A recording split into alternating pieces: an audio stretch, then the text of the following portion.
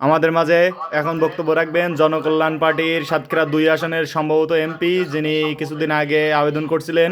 তো তার মুখ থেকে শুনবো এখন সে নমিনেশন পাইছেন কিনা।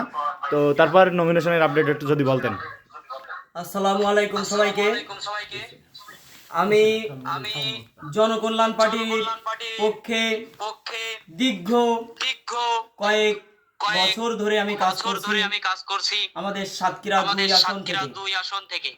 আমাদের চেয়ারম্যান সাহেব জনাব খায়রুল ভাই, আমি তার কাছে আবেদন করেছি যে আমাদের সাতক্ষীরা 2 আসনের উন্নয়নমূলক কাজ করার জন্য আমি তার কাছে আবেদন করেছি যে আমি জন্য মনোনয়নটা পাই, কিন্তু এখনো তার কাছ থেকে কোনো সিগন্যাল আমি পাইনি। তবে আগামীতে যেন পাই এই প্রত্যাশা আশা করে আমি সামনে এগিয়ে যাচ্ছি এবং সেভাবেই কাজ করতেছি।